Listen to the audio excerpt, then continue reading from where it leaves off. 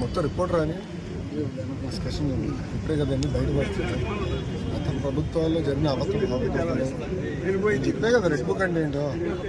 ఏ అధికారులు అయితే చట్టాలను ఉల్లంఘించి ప్రజల్ని కార్యకర్తలు ఇబ్బంది పెట్టారో వాళ్ళందరినీ మేము సీరియస్గా తీసుకుంటామని చెప్తాం జరిగింది.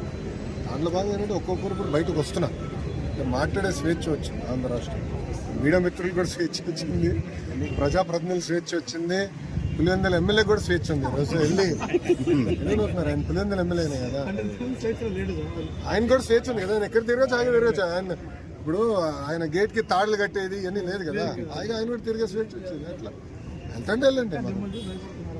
ఎవరు అంటే ఎవరైతే చట్టాలు ఉల్లంఘించారో వాళ్ళ పేర్లు ఉంటాయి. సో చట్టాలను వాళ్ళు ఉల్లంఘించాలని భావిస్తే వాళ్ళ పేరు ఉన్నట్టు. Simple, simple.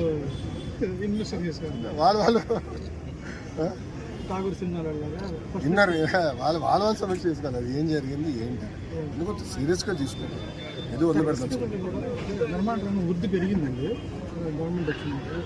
ఎక్కువ భవన నిర్మాణం. అవును అవును. మీరు మనం చూస్తే ఆగస్టు 15 నాడు కూడా నేను మాట్లాడాను. ఇసుక విధానం కూడా ఇంకా మెరుగుపరచాల్సిన అవసరం ఉంది. పర్ఫెక్ట్ అని నేను కూడా అన్నట్లు. ముఖ్యమంత్రి గారు కూడా దానిపైన సమీక్ష చేస్తున్నారు. కానీ ఎట్లా స్ట్రీమ్ లైన్ చేయాలి. ఇప్పుడు మనకు వర్షాలు కూడా పడినాయి, ఇసుక తీసినా కూడా ఇబ్బంది. ఒకేసారి ఎకనామిక్ యాక్టివిటీ కూడా ఇంప్రూవ్ అయింది. సో ఇది ప్రాబ్లం అయితే కాదని ఎవరు అనట్లేదు. కానీ దాన్ని ప్రక్షాళన చేయాలి, ధరలు తగ్గించాలి, సిస్టమేటైజ్ చేయాలి. ఆ పనులు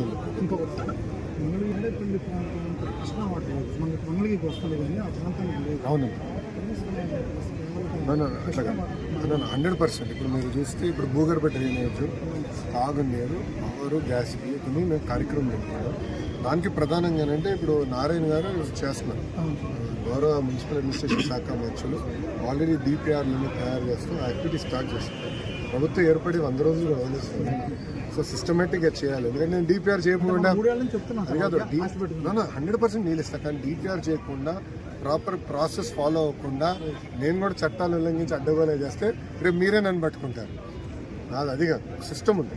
కొంత ఇబ్బందులు సెట్ చేయాలని నేను చేస్తాను.